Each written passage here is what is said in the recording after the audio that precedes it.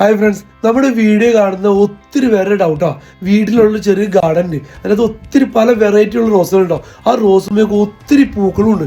ഇത് എന്ത് തരത്തിലുള്ള വളമൊക്കെ ഈ റോസിന് ഇട്ട് കൊടുക്കണേ, അതുപോലെ തന്നെ ഇത് എങ്ങനെ മെയിൻറ്റെയിൻ ചെയ്യണമെന്ന് അതാണ് നമ്മുടെ ഇന്നത്തെ വീഡിയോയിൽ പറയണേ. അത്ര വലിയ ഒരു സംഭവമല്ല, മൂന്ന് കാര്യങ്ങൾ മാത്രം നമ്മൾ ശ്രദ്ധിച്ചാൽ മതി. ഏറ്റവും ആദ്യം ശ്രദ്ധിക്കേണ്ട കാര്യമാണ് ചെടിക്ക് വെള്ളം ഒഴിക്കുന്നത് കേട്ടോ. റോസിന്റെ കടയ്ക്ക് മാത്രമേ വെള്ളം ഒഴിക്കാവൂ. ചെടിയുടെ മുകളിൽ നിന്ന് വെള്ളം ഒഴിക്കരുത്. മുകളിൽ നിന്ന് വെള്ളം ഒഴിച്ചു കഴിഞ്ഞാൽ ഇലയും പൂക്കളൊക്കെ ഫംഗസ് ഒന്ന് നശിച്ചു. അടുത്തതാണ് നമ്മൾ ഈ പൂവൊക്കെ കൊഴിഞ്ഞു പോയി കഴിയുമ്പോൾ നമ്മളിപ്പോൾ കാണുന്ന പോലെ അതിന് തണ്ട് നമ്മൾ കട്ട് ചെയ്ത് കളയണം. അത് ഒത്തിരി ലേറ്റ് ആവരുത്. പൂ ഒഴിഞ്ഞു പോകുമ്പോൾ തന്നെ ചെയ്തേക്കാം. ഇപ്പം ചേട്ടന്മാരൊക്കെ സ്കൂളിൽ പോയ കാരണം കുട്ടുബേബിയായിട്ട് എന്നെ ഹെൽപ്പ് ചെയ്യണേ. ഒത്തിരി കട്ട് ചെയ്യാൻ നോക്കി ഒരു കവർ നിറച്ച് അതിന് തണ്ട് കിട്ടി. പിന്നെ ഞാൻ ഇട്ട് കൊടുക്കണം വളമെന്ന് പറഞ്ഞിട്ടുണ്ടെങ്കിൽ കേട്ടോ, ഞങ്ങൾക്ക് ഇവിടെ തന്നെ ബണ്ണിങ്സ് എന്ന് പറഞ്ഞ വെയർ ഹൗസ് ഉണ്ട്. അവിടുന്ന് റോസ്റ്റ് ഇടുന്ന പോട്ടി മിക്സ് കിട്ടും.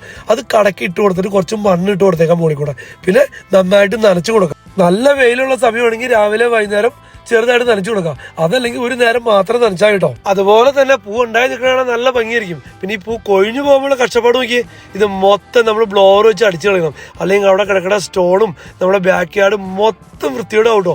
അങ്ങനത്തെ ഒരു കഷ്ടപ്പാടും കൂടി ഇതിന്റെ പിന്നിലുണ്ട് കേട്ടോ.